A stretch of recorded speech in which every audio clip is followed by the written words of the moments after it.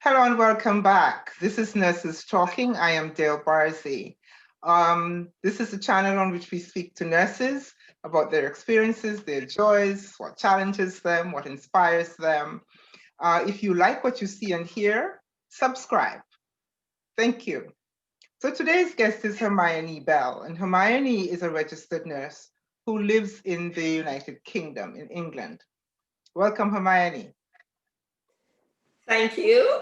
How are you? Nice to be on your show. Thank you very much.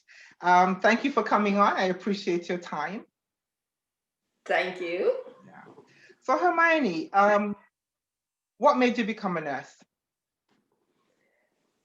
I really did not want to be a nurse. My plan was to do a course in child development, children aged 2 to 5. And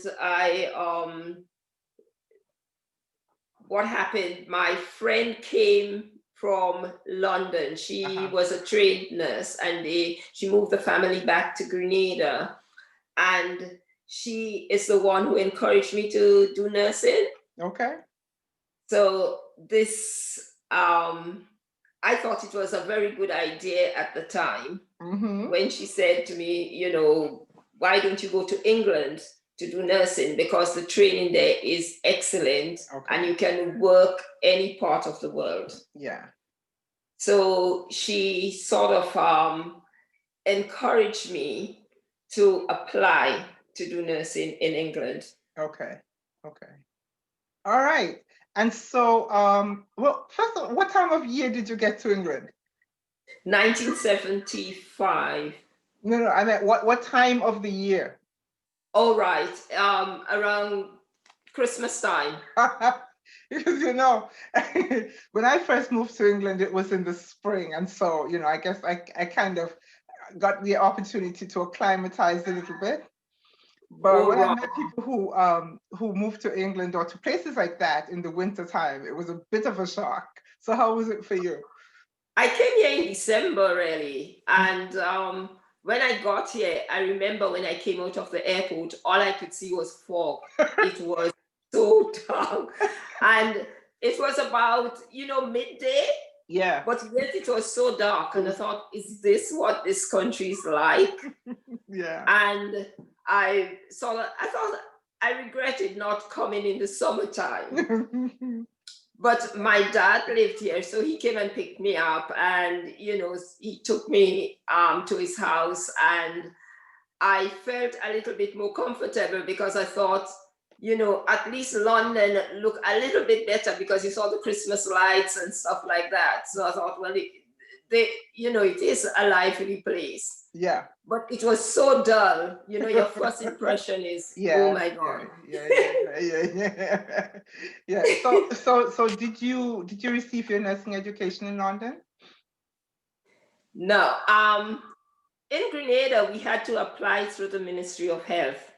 And they sent our papers up here. I think it was to the embassy. And then they sent you 3 hospitals. So you had 3 choices. I had 2 London hospitals and 1 in Lincoln. Okay. Now, I've never heard of Lincoln before. When I spoke to my dad, he never heard of Lincoln. Okay. Everybody I spoke to never heard of this place. So I decided, well, I will choose Lincoln. Okay. And not London.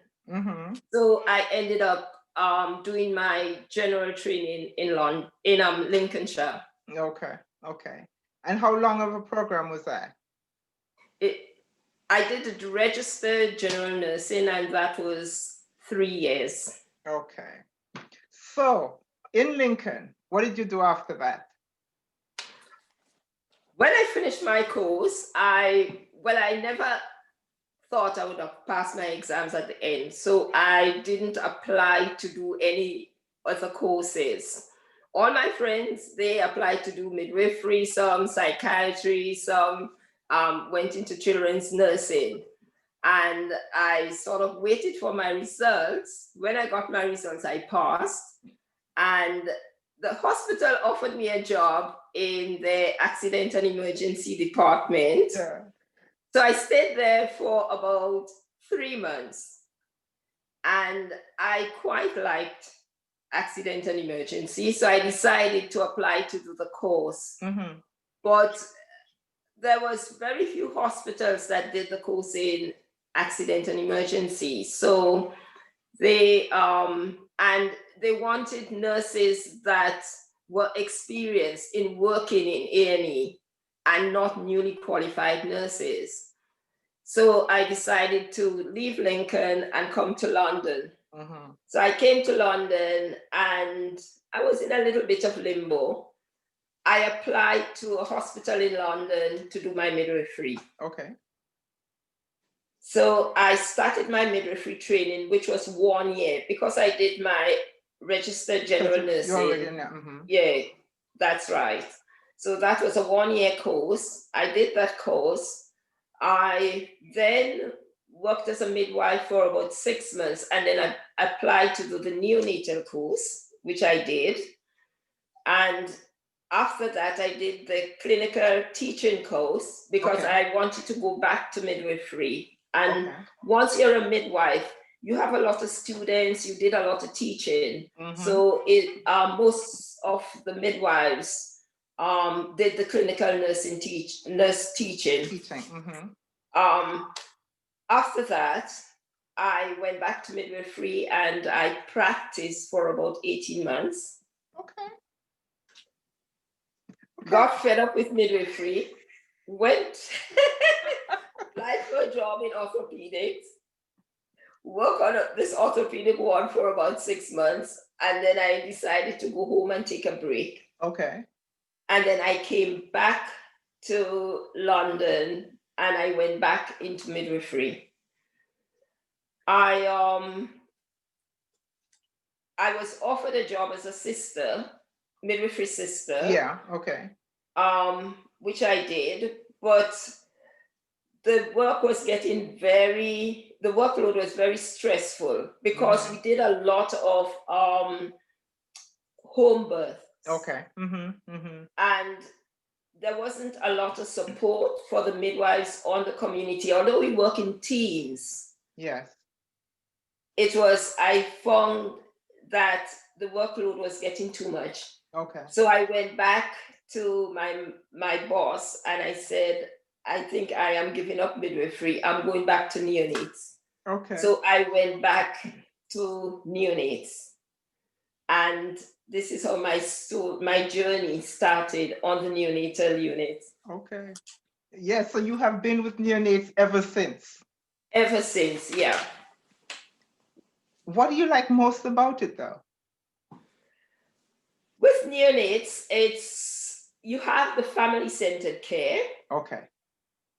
You have, what I found was we had these babies at 23 weeks, 25 weeks gestation coming in, and it's more or less the survival of these babies. Yeah. Some of them didn't make it, but those that made it, it was sort of like long-term management.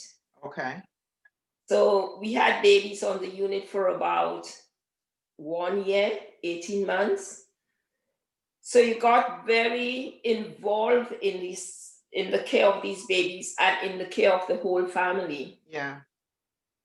And I think what sort of got me to really stay with neonates, I myself had a neonatal death. Okay. And I understood what these parents were going through. It was also new medicine because before, babies at 23, 24 weeks was just left to die. The parents will cover them. Yeah. And they were doing lots of research into the management of these babies and the outcome. That these babies would not sort of like have things like cerebral palsy or be handicapped. Yeah. So they were trying to have these babies survive, but with good quality of life. So I have a question. So have you found that over the years, the duration of stay in a neonatal unit, for example, has decreased, probably because of advances in medicine? You think so? It has decreased, but you still have the small percentage that will remain in hospitals for quite a while.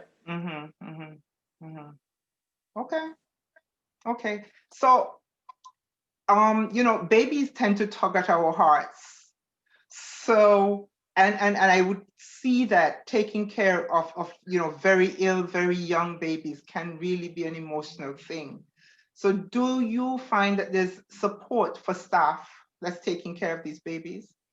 Is there Yes, emotional support? yeah, there is a lot of support. We have psychologists based on this unit, and they are there to support the staff as well as the parents. We have parent support group where they sit down together and talk about their feelings, talk about their experience. Yeah. And if the parents want to see the consultant at any time, we can arrange a meeting with the consultants.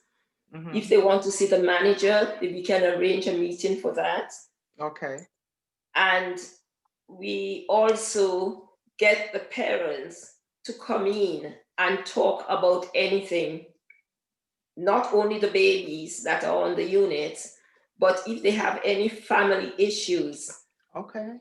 And we will provide support for that. For instance, if they have smaller children and they haven't got help or someone to look after these kids, for them to come in to see their babies, we'll arrange help for them. Okay. So you're really providing kind of like holistic kind of care. You're looking at the whole, That's right. And social services get very involved. And as you know here, they don't have to pay for treatment or anything like that. So everything is more or less free for these parents. That's awesome. That's awesome. Do you ever get to see any of these babies again once they go home? Yes, all the time. Yes. That must be very gratifying. We see them quite often because a lot of these parents, they come back on their birthdays, they come back Christmas time. I would imagine and so. Then we have this cherubs group where all the parents get involved and we help to raise money for the unit itself. And what we do is like the money we use is to get stuff for the parents. For instance, we had this playroom for the kids. Okay. And we will get it sort of like lots of toys and stuff in there, for the other siblings that visit. Yes. So we get them involved in fundraising, and they love doing that. They love fundraising, and it's nice to meet up and sit down and talk and see these kids progress. Yeah. So I have a question. You just mentioned siblings. When they have very young siblings, when there are other very young children involved, are they encouraged or discouraged from bringing them into a unit like that? They are encouraged to bring them to the even when the babies are in ventilators and stuff like that. Yes, and the children are allowed to touch the babies. They allowed to, and like if it's the sibling's birthday, we will the staff will get a sort of like a foot stamp or make a little card for the child and get them a little present from their little brother or sister. Yes. So that they don't feel left out. They're involved in in the bonding and the caring and the whole bit. And we allow them to cuddle the babies. We sort of put a little apron on them. But now with the COVID, parents, they are not allowed to visit, which is sad, Yeah, of course. So my question, not to belabor the point, but was it always that way? Did they always allow them in from the beginning of your? Okay. Yeah, always allow children in. Yeah. Okay. That's awesome. And so are you taking care of, I know that not every hospital, for example, would have a neonatal intensive care unit, or even one that is highly, evolved. So I guess the question I'm asking is, do you find that you get uh, babies from other hospitals in your area, or is it just from hospital babies that are delivered in that hospital? Well, the whole system has changed now. Okay. Like when I first started, we would get babies from other hospitals, and we would be looking after babies 23 up to 26, 27 weeks upwards. Now they have the Tetri units that do the intensive care for the extremely premature babies. So the hospital I work at now do not get those tiny babies anymore. Or if we get those babies, we would ventilate them and get them prepared to be transferred to the Tetri units. Okay. So what would be considered extremely premature? Any baby under 27 weeks. Okay. Okay. If they're born at 26 weeks and they're in good condition and they are a good weight, we will keep that baby. Okay. Okay. But literally under 27 weeks, we'll have to go out. And this only started happening about 8 years ago. Okay. So we are in a group, and they put us into levels. Like the level 1, we'll have babies under any baby on above 30 weeks gestation. The level 2, we are a level 2 unit now. We will have babies 27 weeks and upwards. Okay. And the level 1 unit, level 3 unit, they would have any babies from 22, 23 weeks upwards. Okay. So what is happening in the hospitals in level 2 and level 1, the nurses are now losing their skills for looking after intensive care babies, because although they do the course, they go to the Tetri units, which is the units that have the extremely premature babies. Okay. And they would go there as part of their course for about 6 weeks. Yeah. And 6 weeks isn't long enough to learn how to look after these very extremely premature babies. I see. I see. Wow. Wow. So now that with all these advances in medicines, how premature, let me rephrase that question. How young of a baby then do you think that we can actually save and bring to a point for, adequate, good quality of life?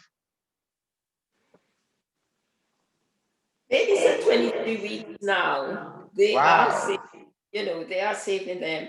Yeah. On the neonatal unit where I worked, we've had babies that were 23 weeks. And there is one girl who's just qualified as a nurse. She was a 23-weeker. Wow. And she is now 19 years old, and she's just done her nursing. Awesome. Awesome. Awesome. That is fantastic. Just, I'm getting goosebumps just thinking about that. That is that is huge, Yeah. It really is it's because when they are born, we see them, their eyes are fused, and then the first day they open their eye is such a joy to see them open up their eyes, and they move and they have attitude, Yes. They are little people. They are little people, yeah. Mm-hmm. Mm-hmm. And a lot of the moms that I've sort of communicated with over the years, I mean, some of the kids are like 30, in their 20s. The moms still sort of connect with us. Yes. And they send me photos of these kids, and some of them I can't even remember them, you know. And they Yeah. would say, Hermione, remember when you took him off the ventilator and he stopped breathing? This mom Yeah. met me the other day, you know, and she said, you remember when you took him off the ventilator and he stopped breathing? And I thought, I can't even remember you, but I still remember the baby. But you know what happens, or is that part of what you did made every one of them feel special, And you that's know? right. So that's how come they remember you, particularly if you made them feel special. That's awesome. That's awesome. And I've got lots of godchildren because a lot of them that was very ill Mm-hmm. on the ventilator and they thought that they wouldn't make it, we would get the priest in and the Mm-hmm. parents will just pull one of the nurses, you know, well, they had nobody else there, you know, so you will have to be Yes. the godparents. So you have these godchildren that you don't even know where they are or remember who they are. But the important thing is they were baptized. Is that what They were it is? baptized, yeah. I see, I see, I see. Yeah. So what percentage then success rate would you say we have this at this point? They're about 60%. Not It's bad. quite a high That's percentage. not bad. Yeah, Yeah. yeah. At least from my point of view, I think that's, you know, that's not bad at all. It isn't at all. And the thing is, if during the pregnancy they anticipate that this baby will be delivered Mm-hmm. early, Mm-hmm. the outcome is a lot better Of than course. someone out shopping, just walk in the street, deliver this premature baby. Yeah, The chances are less, you know, than one that yeah, is, you yeah, know, yeah, being looked after properly. yeah, yeah, yeah. All that's really awesome. It seems I'm talking to you, and you mentioned in the beginning that you went from accident and emergency to orthopedics to midwifery to neonatal, and in talking to you, I have the sense that neonatal is where you were intended to be. All of this other stuff was extraneous. This is where you were intended to be. Exactly. I sort of decided to do all these bits before I go into neonates to see if I really want to do something Yeah, else, yeah, you know, yeah, yeah. because I always like working with children. And this is why I wanted to do a course in child development, you Mm-hmm, know, and I thought I would mm-hmm, always either Montessori or something, you know, get mm-hmm, involved in kids. mm-hmm, And I ended up with children, but the other side, isn't it? mm-hmm. Well, you know, we need people like you. I think of myself as a good nurse, but I can't do sick children. Even my own children, I can't really do sick children. They scare me. My heart just never stops beating with I sick know children. up So to now they still call me. 2 nights ago they called me about 6:30 to ask me to yeah. come in because they had like twins, they had all these admissions. Hmm. And I said to them, do you realize I'm a pensioner now? I should be coming in, you know? And they No, said, well, we can't do without you guys. you know, pensioner, you're still working. So what do you do after all of this, all of this outpouring? Because I know that this, as much as you listening to you make it sound easy, and I suspect that looking at you, it looks easy, but I know that stuff like this takes a lot out of you. So what do you do to replenish you? The good thing about England, each hospital had a social club. So after work, we used to dive into the social club before we go home. So by the Okay. time we get home, after a few drinks, you feel relaxed. Okay. But I love my holidays. I travel a lot, Uh-huh. Mm-hmm. and I did I did lots of things like skydiving. My girl. I, I like to go walking through the bushes, the parks, and lots of things, this sort of recreational, sort of like outdoor Yes, activities. yes, yes. I love that. Mm-hmm. So I found that very relaxing. And I'm one of these people that once I hand over the keys, when I say hand over the keys, you carry the Yeah, DDA keys. yeah. Once you hand that over and I hand over to the next person, I always look at it, it's a 24-hour round the clock job. Once I hand over, goodbye, that's it. I could switch off really well. Okay, okay. And not many people could do that. Yeah, yeah, yeah. We need that ability to leave stuff at work. Yes. And I think I sort of learned that skill when I was doing midwifery, because we had to do a lot of relaxation classes. Yes. With the moms before, before they're prenatally and after they have the baby. So because of that, I think this is where I learned the skills of switching off. Yeah, yeah. Really, I could just switch off just like that. So, do you have any particular stories that you want to share? Oh, I've got so many stories. This is always the answer I got. I've got so many, yes. One of the stories I got is we had twins, and one of them survived, and the parents asked me to be the godmother. And that little girl, she has got cerebral palsy. The mom wouldn't mind me talking about her. And over the years, I've been really in close contact with this family. And she was 30 last year. Awesome. And I went to her birthday, and she was so happy to see me. To see you, okay. Yeah, she's in a wheelchair. She's a really bad case of cerebral palsy. Yeah, and she's the most delightful person you can come across. And Go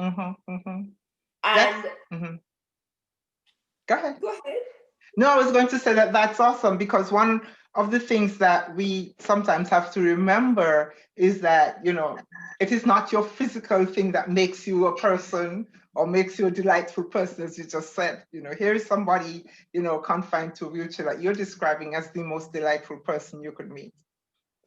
And another one is of every year we have the neonatal day. And we usually have an event where we invite all the past candidates from the unit, and all these parents come, with their all grown-up kids. And this mom came with a little picture with me with my big afro, bending over this little thing, giving him his first bath. Okay. And then she said to me, "This is him, this tall man standing next to me." Yeah. Yes. And also we've had a doctor and a nurse that came back to the neonatal unit, and there were babies on the unit. There were babies there. That's really awesome. That's awesome. Yes.